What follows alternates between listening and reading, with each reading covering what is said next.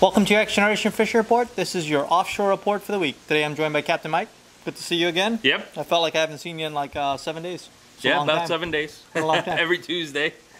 So, what's going on offshore? Great weekend we had just passed us. We had a little storm on Sunday, but nothing that held up fishing.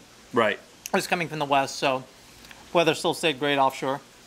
On Saturday, after late afternoon, a big storm came in. Okay. While we were fishing, but you know, in general, there was pretty good bites still. You know, the moon was pretty bright, you know, all night on Friday, on Thursday, and Saturday, but which means, you know, usually the bite slows down, which it did slow down. Yeah. But there was some dolphin caught, some kingfish caught, some blackfin tuna caught. So a couple stray wahoo, you know. I heard through the grapevine there was a big wahoo that got, you know, let's be political, it got Andied. Yeah. Out there. Yeah, the shark ate the wahoo. So little do you know, Andy was probably on that boat if the shark ate the wahoo. He likes to shark fish, whatever bait he gets. Right.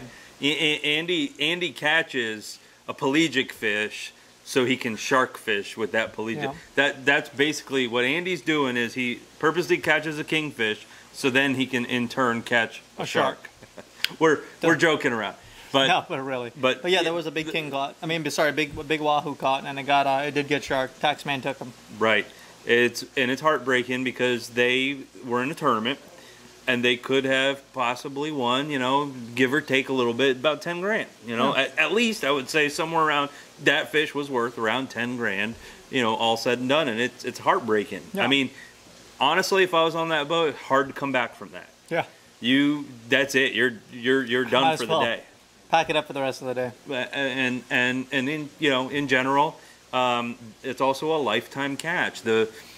I would say half to 3/4 of that fish was what was remaining. Okay, the last third was basically taken, and it weighed almost 50 pounds, just shy of 50 pounds. So if it had that third on it still, it could have been 70 pounds. That's a true 75 pound fish. Yeah.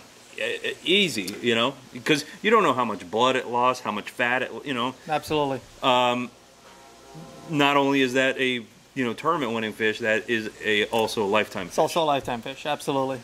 Yeah. So what else have you heard offshore?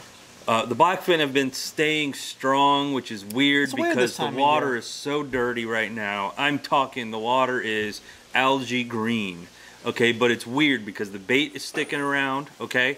There's a lot of pilchards chumming on top of the water when I'm gog fishing. Yep. I'm catching pilchards on my goggle-eyed sabiki rigs. Wow. Okay, the pilchards are chumming on top.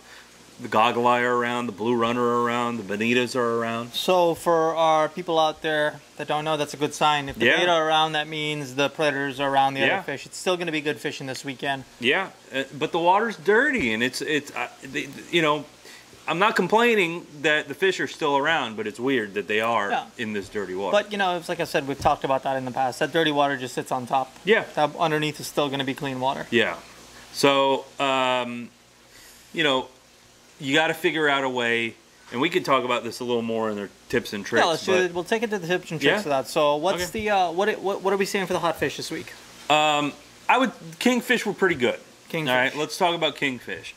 And with that dirty water, like Devin says, okay, the top layer is dirty because it's fresh water. Fresh water floats on top of salt water. It will eventually get mixed in, but it does cause a reaction when salt water and fresh water touch. It causes an algae reaction, okay? And I was out on Sunday bottom fishing, and on my rigs when I was bottom fishing, I was pulling it up.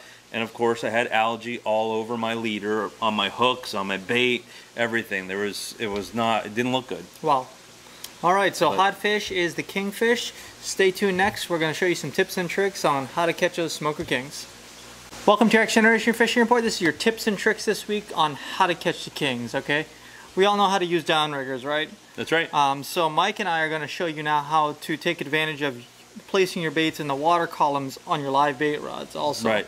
So, because the water is dirty on the top, so right now you do want to try and get your baits a little bit lower in the water column. A lot of our hits this weekend and previous weekend were the baits that were lower in the water column. So we're going to talk about how to get that done. So now you can't run as many as these, but you can still run your downriggers, and you can run one, possibly two of these styles. Yeah. With different weights on them. So I would suggest you have, this is one style of weight we have here. This is an 8 ounce, so you can use an 8 ounce and possibly a 5 or a 12 ounce, depending on the size of your bait. Yes. Right?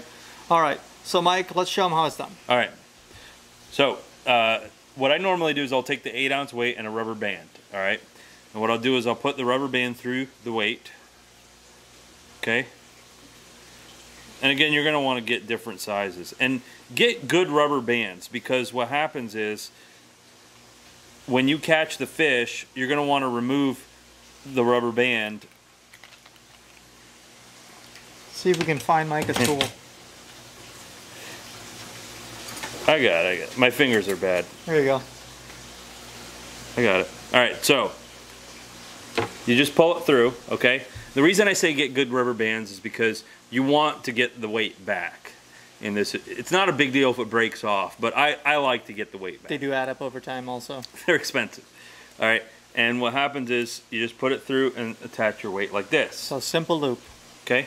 Now, what we go ahead and do is.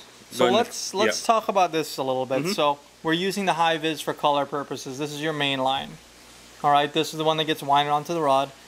Unlike other people who like to go straight from your main line and use a swivel and then go to leader, we do fluorocarbon and we do a uni to uni knot. We wind this onto our rod. We use about 15 feet. That's right. And then on the other end here is where you attach your live bait rig with your either wire or titanium. Right. The reason we like to do this is because if you're fishing recreational, or especially when you're fishing tournaments and you're king fishing, if you get cut off, to go into your bag and pull out more fluorocarbon and tie new fluorocarbon on, you're wasting time and energy. Yeah. So if you get cut off, you still have another 10 feet of fluorocarbon, or even 12 feet sometimes on a good day, and all you do is you pull out a new rig and you tie it on. That's right.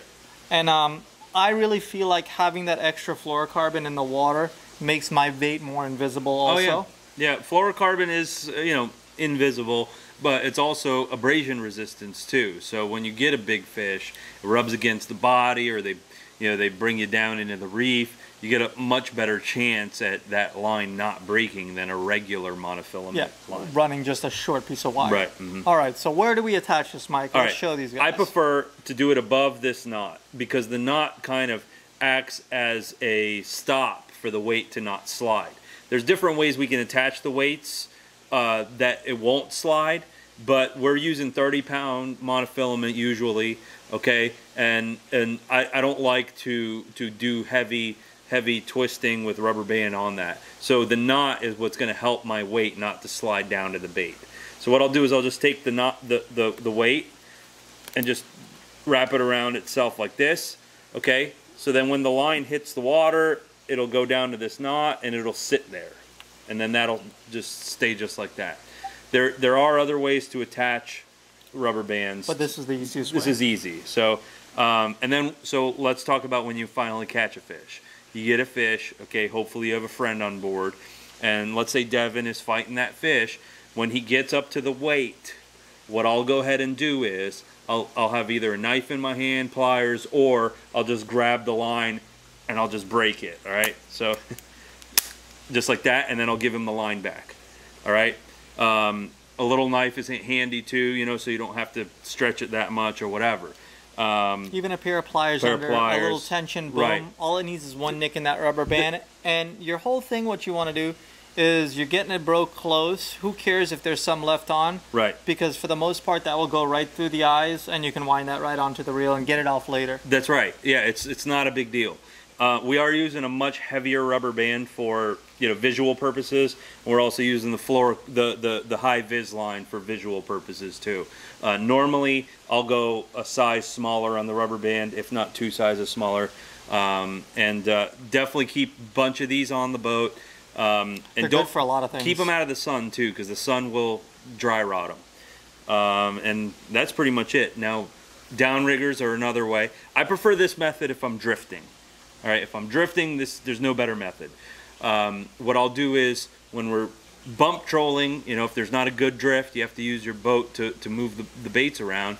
In that case, I'll like to use downriggers. Well, that happens in the summertime quite often. Yeah, very often. You want downriggers on the boat. Most people have two, but if you can only afford one, if you only have one, use it. There's, you know, in the future, maybe we can talk about how to use one downrigger to attach two baits. Yeah, great tip and trick. There's a very good. There's ways to use one downrigger for two baits as well. So in the future, we can talk about that. Wonderful. So yep. Maybe next week we'll get some great pictures for you guys, and we'll show you how to utilize one downrigger to fish two baits. That's your tips and tricks of the week. If you guys have any questions, any comments, concerns, anything you guys want to know about fishing, ask us, please feel free to email us. We'll put the email at the end of our show. Thanks for tuning in. We'll see you next week.